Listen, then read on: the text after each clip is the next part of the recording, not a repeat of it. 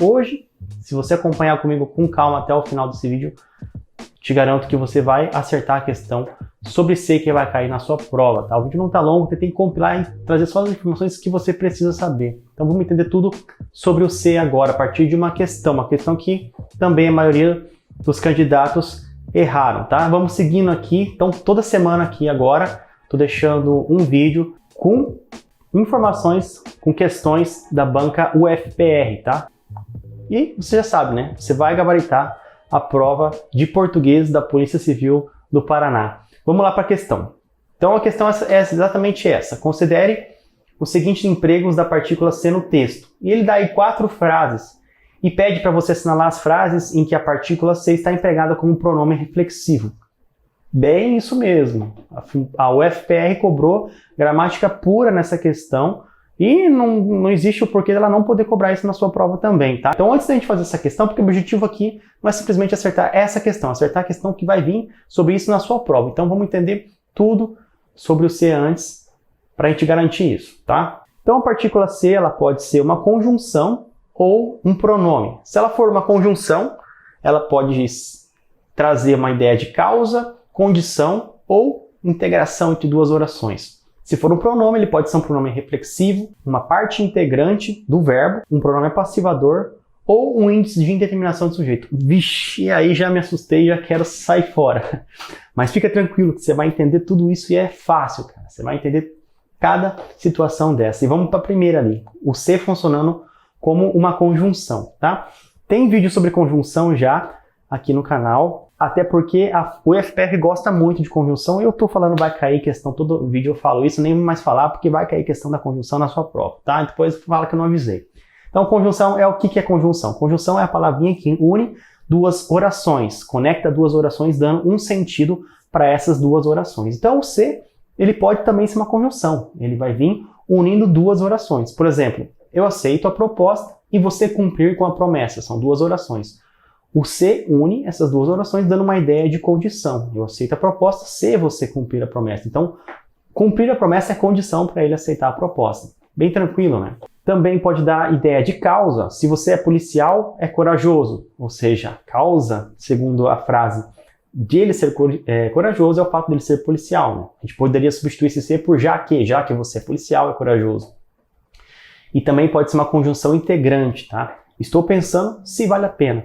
Aqui a função dessa conjunção não é dar uma semântica para as duas orações, é simplesmente entregar as duas orações para que ela passe a fazer sentido. Então, essas são as 3 ideias semânticas que a conjunção, que o C funcionando como conjunção pode trazer. Ideia de condição, causa e integrante. Beleza?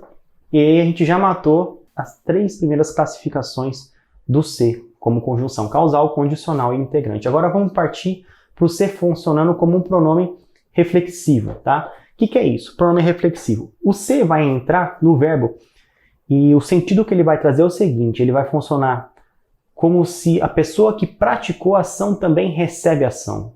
Entendeu? Ou seja, vai se refletir. Ele vai praticar a ação nela mesma. Você vai entender em exemplos. Ele cortou-se com a faca. Quem cortou com a faca? Ele. Quem foi cortado com a faca? Ele também. Ou seja, a própria pessoa que praticou a ação também recebeu a ação. Ele é agente ativo e passivo da ação. O menino enxergou-se no espelho. O menino enxergou ele mesmo. Ajoelhou-se e implorou por perdão. Quem ajoelhou? Ele. Ele ajoelhou quem? Ele ajoelhou ele mesmo. Percebeu a ideia? Então, esse é o C funcionando como um pronome reflexivo. Falei para você, tranquilo até então. Agora o C funcionando como parte integrante. O que é isso? O C ele pode integrar o verbo.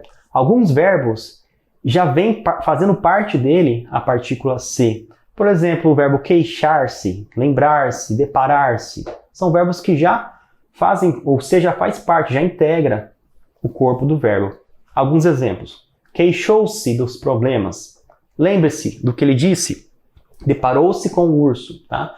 Aqui o C ele não é uma conjunção, ou seja, ele não dá um sentido semântico entre duas orações e também não é um pronome reflexivo. Então, é uma parte integrante apenas do próprio verbo. Ok? Entendemos mais 2 funções do C. O C funcionando como pronome reflexivo e parte integrante. Agora, para finalizar já todas as funções do se que você tem que saber para acertar a questão da sua prova, falta só ele funcionando como pronome passivador e índice de indeterminação do sujeito. São as duas mais difíceis, eu não vou mentir, mas você vai acertar e vai entender também. Antes de explicar essas duas, você tem que entender o que é um verbo transitivo direto e indireto. Bem tranquilo também. O que é isso? Ó, o verbo alugar. Você pode olhar para alguém e falar assim, eu alugo. A pessoa vai ficar olhando para você, aluga o quê, né? O verbo sozinho não faz sentido, ele precisa de um complemento. Então, quem aluga, aluga algo ou alguma coisa. Tá? Esse algo ou alguma coisa é o complemento. Ah, aí faz sentido a frase. Então, quem aluga, aluga algo, alguma coisa. Você pode alugar um carro, aluga uma casa, aluga uma máquina de café. Tá? E aí você vai perceber o seguinte, que entre o verbo e o seu complemento não existe nada. Por isso que a gente fala que a transição entre o verbo e o complemento é uma transição direta. Entendeu? Por isso que o verbo alugar é um verbo transitivo direto. E ele precisa de um complemento direto. Tá? E aí o português vem e chama o complemento direto de objeto direto. Ah, por que objeto direto? É o nome, tá? O complemento direto é chamado de objeto direto. Agora pega, por exemplo, o verbo precisar. O verbo precisar, quem precisa, precisa de algo ou de alguma coisa. Percebeu a preposição de? A preposição de fica entre o verbo e o seu complemento. Por isso que agora a transição do verbo precisar é indireta. E aí, você já deve ter desvendado que o verbo precisar é um verbo transitivo indireto, que precisa de um complemento indireto, que a gente chama no português de objeto indireto. Dois exemplos bem clássicos de um verbo transitivo direto e indireto. Transitivo direto, o complemento é feito sem nada, diretamente. Indireto, precisa de uma preposiçãozinha ali entre o verbo e o complemento. Por exemplo, precisar de alguma coisa. Andar de carro. Beleza? Agora sim, que você já entendeu o que é um verbo transitivo direto e indireto, você está pronto para diferenciar o se como um pronome passivador de índice de indeterminação de sujeito. Sabe por quê? Porque é o seguinte, a partícula se junta com o verbo só pode ser pronome passivador se o verbo for transitivo direto. E se tiver um verbo e vir com a partícula se, o verbo só pode ser índice de indeterminação de sujeito se o verbo for verbo transitivo indireto. Calma, você vai entender. Olha só. Alugam-se casas na praia e precisa-se de funcionários. Nessas frases, o se exerce a função de pronome apassivador em uma das frases e índice de indeterminação de sujeito na outra. É difícil você saber só olhando assim. Por isso que você vai ver o seguinte. Se o verbo for transitivo direto, o se vai funcionar como pronome passivador. Agora, se o verbo for transitivo indireto, o se vai funcionar como índice de indeterminação de sujeito. Entendeu? Então é o seguinte, você olhando na frase, você viu o se. Pô, não é pronome reflexivo, não é uma conjunção, não é a partícula integrante do verbo. O que é isso? Vai ser ou pronome passivador ou índice de indeterminação de sujeito. Aí você viu o verbo alugar. Quem aluga, aluga algo, alguma coisa. Pô, verbo transitivo direto. Então só pode ser pronome passivador. O que é pronome passivador? Ele faz a palavra que sofrer a ação, a passivador. Por exemplo, aqui a gente poderia dizer que as praias, as casas na praia foram alugadas, percebe? Casas na praia se torna passivo, ela que recebe a ação e não pratica a ação. Isso que a partícula se faz no trecho.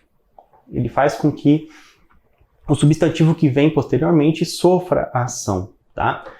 Embaixo, precisa-se de funcionários. Quem precisa, precisa de algo, ou seja, é um verbo transitivo indireto, então só pode ser índice de indeterminação de sujeito. Aqui não está passivando, você não pode dizer funcionários são precisados. Está vendo que o se não é passivo, não faz sentido você falar funcionários são precisados. Por isso que o se funciona como índice de indeterminação de sujeito, ou seja, ele transforma a frase em uma frase que não tem sujeito. Quem que precisa? Você consegue dizer quem que é o sujeito da frase? Quem pratica a ação precisa? Não. É uma frase sem sujeito. Por isso que a gente diz que o índice de determinação do sujeito deixa a frase sem sujeito. É isso, essa é a função do se. Beleza? Viu a receita para você diferenciar pronome passivador e de índice de indeterminação do sujeito? Vê se o verbo é transitivo direto ou indireto. Fechou? Então, quando o seu amigo vier perguntar para você se o se de precisa-se de funcionários é partícula passivadora, sabe o que você vai responder para ele? Você vai responder assim, que não é. Porque o verbo precisar é um verbo transitivo indireto. E a partícula se como pronome preservador só se admite em verbos transitivos diretos. Por isso que esse se só pode ser índice de determinação do sujeito. E aí sabe o que ele vai fazer? Ele vai olhar para você e falar assim, você tá louco, vai se tratar. Agora sim, tranquilamente você consegue resolver essa questão. Vamos fazer ela? A questão pede o seguinte, que você assinale as frases em que o se funciona como um pronome reflexivo. Você já se lembra que é um pronome reflexivo, né? Quando o sujeito quer praticação contra ele mesmo, nele mesmo. Então vamos lá. Frase 1. Esses efeitos se alteram. Esse se é uma conjunção? Não, ele não liga duas orações, não é conjunção, fácil de ver, né? Ele é uma partícula integrante do verbo alterar? É alterar-se que fala? Também não, não é uma partícula integrante do verbo alterar. É um pronome reflexivo? Os efeitos estão alterando eles mesmos? Aqui até poderia ser, né? Mas é que se você for olhar no texto, aqui só está um trechinho, mas se você olhar nos textos, pelo contexto você vê que não é os efeitos alterando eles mesmos, tá? Os efeitos, eles se alteram, mas não são os próprios efeitos que alteram eles mesmos, tá? Então, não é pronome reflexivo. Então, ele só pode ser partícula apassivadora ou índice de indeterminação do sujeito. E aí, para você saber se é um ou outro, olha para o verbo. Verbo alterar, ele é um verbo transitivo direto ou indireto. Quem altera, altera algo ou alguma coisa. Não tem preposição. Então, é um verbo transitivo direto. Por isso que esse se só pode ser partícula apassivadora. Viu como é que é mais tranquilo depois que você sabe a regência? Sabe se é direto ou indireto, viu ali, você já diferencia a passivadora de índice de indeterminação do sujeito. Segunda frase, lembrar de objeto quando se depararam com ele enquanto inspiravam, tá? Aqui o se é partícula integrante do verbo deparar, tá? Deparar-se, tá? Ele deparou-se com um urso, tá? Você fala dessa forma mesmo, tá? A partícula se integra o verbo deparar. 3. A descoberta levou os cientistas a se perguntar. Consegue perceber que os cientistas estão perguntando para quem? Para eles mesmos. Estão se perguntando. Você funcionando como um pronome reflexivo.